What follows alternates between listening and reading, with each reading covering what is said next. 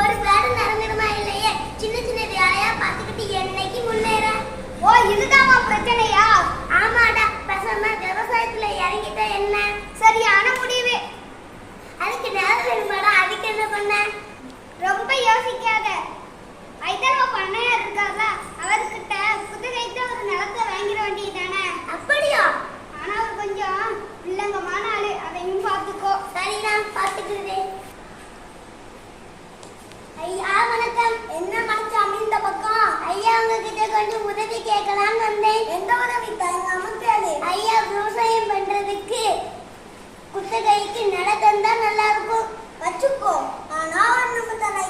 என்னதுக்கு ஐயா? மண்ணுக்கு மேலே விளையுது எனக்கு, மண்ணுக்கு கீழே விளையுது உனக்கு. சரியா? சரிங்க ஐயா, ரொம்ப நன்றி.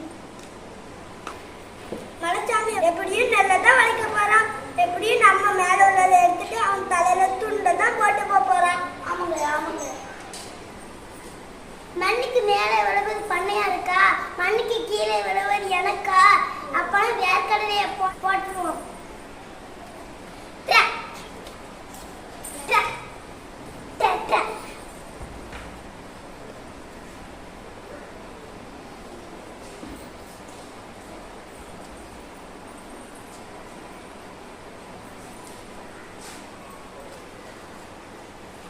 நல்ல வளர்ச்சி, வேர்க்கடலையை புடிங்கிட வேண்டியதுதான்.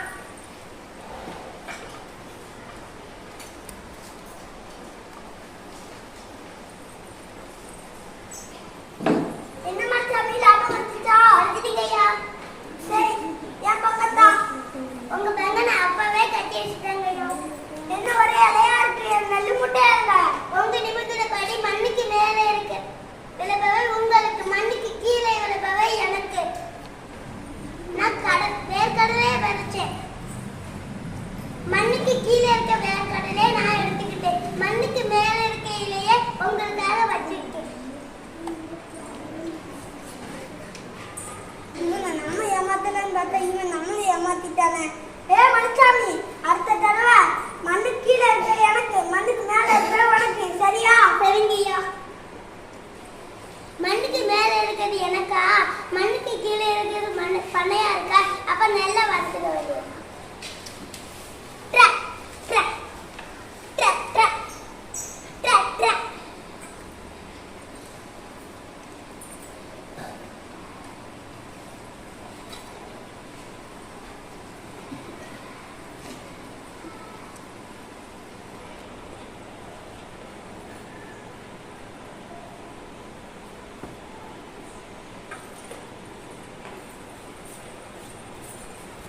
நல்லா வளைஞ்சிட்டு நெல்ல அறுத்துட வேண்டியதுதான்.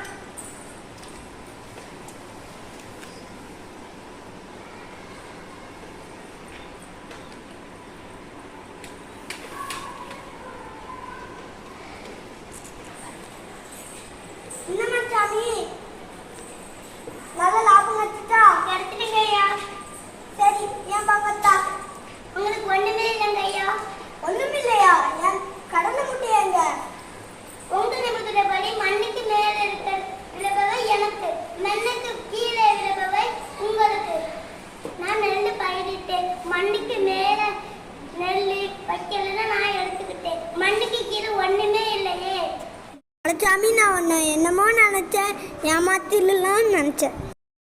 புத்தி கூர்மையால என்ன ஜெயிச்சிட்ட. அதனால இந்த நிலத்துல நீனே பயிரிட்டு நீனே முன்னேறினதுக்கு அப்புறம் எனக்கு திருப்பி தந்தா போதும். ரொம்ப நன்றிங்க ஐயா. ஞானம் கருதினும் கைகூடும் காலம் கருதி இடத்தார் செய்யின். இக்குறளுக்கான விளக்கம். வேலை முடிப்பதற்கு ஏற்ற காலத்தை அறிந்து இடத்தோடு பொருந்துமாறு செய்தால் உலகமே வேண்டும் என கருதினாலும் அது கைகூடும். நன்றி.